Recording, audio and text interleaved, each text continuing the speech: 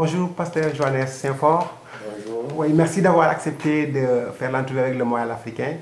Oui, pasteur Johannes Saint-Fort, vous êtes le président de l'Association des pasteurs haïtiens de Montréal. Oui, pas des pasteurs seulement, des leaders.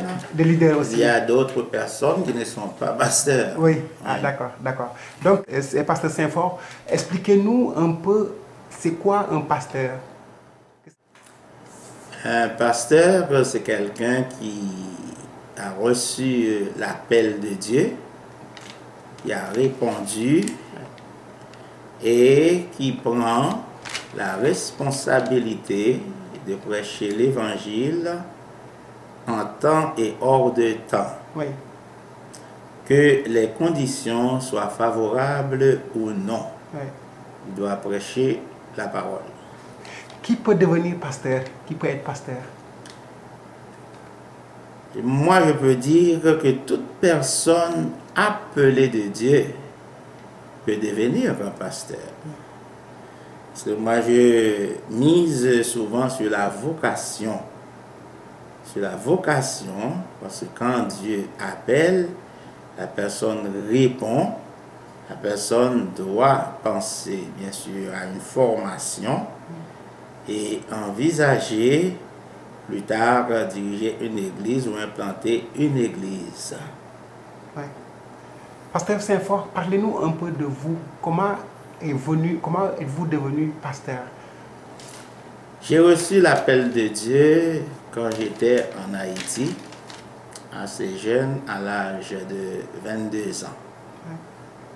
Après avoir reçu cet appel, je suis rentré à Montréal et j'ai été à Sherbrooke, premièrement à l'école Bethel pour une formation biblique, théologique. Après avoir eu mon diplôme en 1982, et je suis installé comme pasteur à l'église de l'Alliance chrétienne, l'église haïtienne de l'Alliance chrétienne et missionnaire. Oui. Et ma formation continuait à la faculté de théologie pour obtenir un baccalauréat, pour mieux servir le Seigneur, mieux servir le peuple de Dieu, parce qu'aujourd'hui nous avons une population assez scolarisée. Oui. Moi, le minimum, avoir un baccalauréat, et puis c'est bien. Oui. J'avais commencé une maîtrise, je n'ai pas terminé. Ah, d'accord. Vous êtes le président de l'association des pasteurs haïtiens et d'autres leaders aussi à Montréal. Vous connaissez bien le milieu. Aujourd'hui, on voit une nouvelle génération de jeunes pasteurs. Et puis, il y a aussi ce qu'on appelle l'ancienne génération. Est-ce que vous pensez qu'il y a une différence entre ces jeunes pasteurs et les anciens pasteurs, si on peut dire? Nous pouvons dire qu'il y a une différence, mais c'est le même appel. Le même appel qui vient de Dieu, qui fait à ce que quelqu'un devienne pasteur. Les temps changent, et la nouvelle génération, ou bien les nouveaux pasteurs peuvent venir avec une nouvelle dynamique. Oui. Dynamique, mais ça complète le travail des aînés. Okay. Des aînés. Mais les aînés ne se retirent pas, ils continuent de travailler. Oui.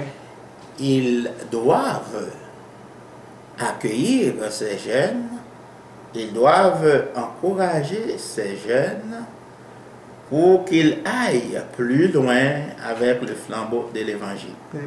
Justement, à propos des aînés, un d'entre eux disait à la radio, disait penser que les jeunes sont trop pressés, ils veulent aller rapidement au sommet. Que pensez-vous de ça?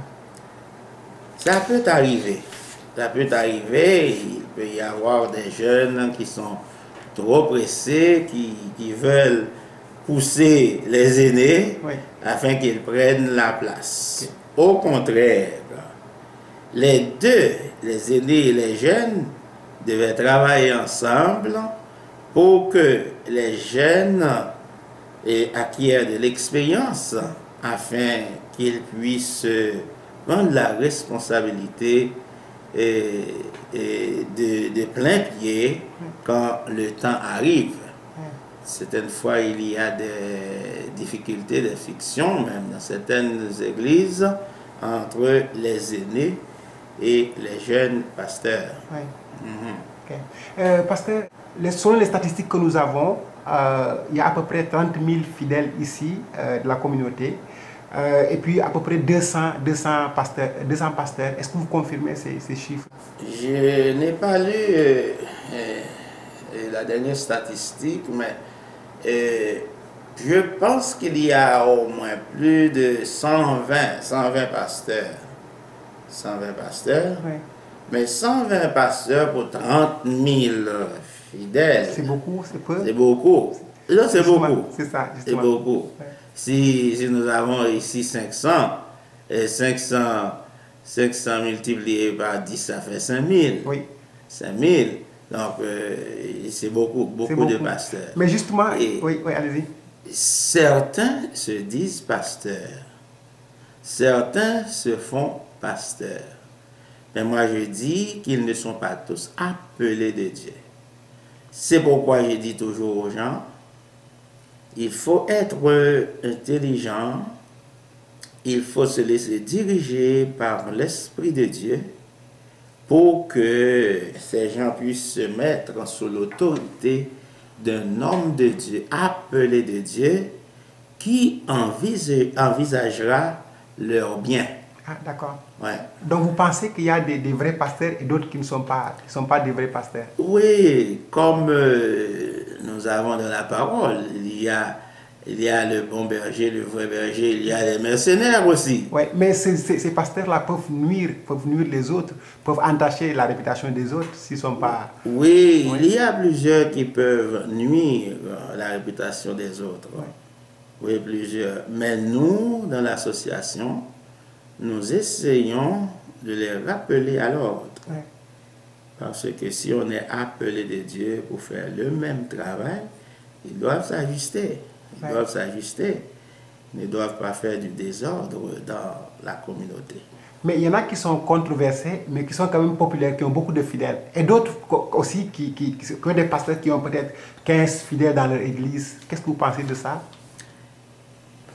Il ne faut jamais mépriser le faible commencement. Si c'est un pasteur appelé de Dieu, qu'il commence avec 10, 15, même 5, le bas, ça va grandir.